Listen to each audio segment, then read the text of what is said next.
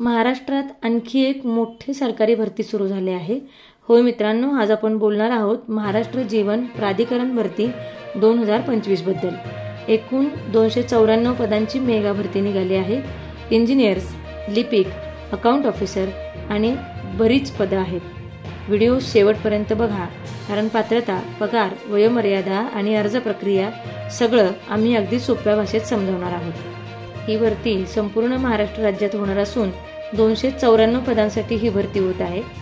लेखा परीक्षण अधिकारी आणि वरिष्ठ लेखाधिकारी गट अ पदाच्या 2 जागा, लेखा अधिकारी गट ब पदाच्या 3 जागा, सहाय्यक लेखा अधिकारी पदाच्या 6 जागा, उपलेखापाल गट क पदाच्या 3 जागा, कनिष्ठ अभियंता स्थापत्य पदाच्या 144 जागा, कनिष्ठ अभियंता यांत्रिकी पदाच्या 16 जागा, उच्च श्रेणी लघुलेखक पदाच्या 3 जागा, निम्न श्रेणी लघुलेखकाच्या 6 जागा, कनिष्ठ लिपिक टंकलेखकाच्या 46, तर सहाय्यक भांडारपाल याच्या 13 जागा आहेत आणि स्थापत्य अभियांत्रिकी सहाय्यक पदाच्या 48 जागा आहेत। पदनिहाय शैक्षणिक पात्रता पाहूया। अकाउंट ऑफिसर पदांसाठी उमेदवार बीकॉम आणि एमकॉम असणं आवश्यक आहे, तसंच त्यास अनुभव असेल तर प्राधान्य दिले जाईल। कनिष्ठ अभियंता म्हणजेच सिव्हिल किंवा मेकॅनिकल या उमेदवारांसाठी सिव्हिल किंवा मेकॅनिकल इंजिनिअरिंग किंवा डिप्लोमा पदवी असणे आवश्यक आहे। लिपिक व टंकलेखक पदासाठी कोणत्याही शाखेची पदवी असणं आवश्यक आहे, तसेच उमेदवारास टायपिंग येणं आवश्यक आहे।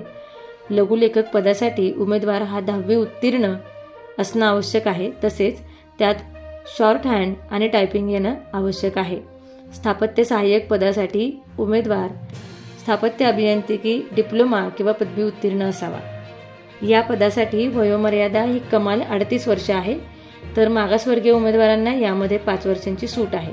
म्हणजेच 18 ते 38 वर्षातील बहुतेक उमेदवार यासाठी पात्र आहेत। फ्रेशर सुद्धा अर्ज करू शकतात। या पदासाठी निवड प्रक्रिया ही लेखी परीक्षा व मुलाखतीद्वारे होणार आहे। पदनिहाय पगार पुढील प्रमाणे: गट अ अधिकारी पदासाठी पगार हा 56,100 ते 1,77,500 रुपये इतका असणार आहे।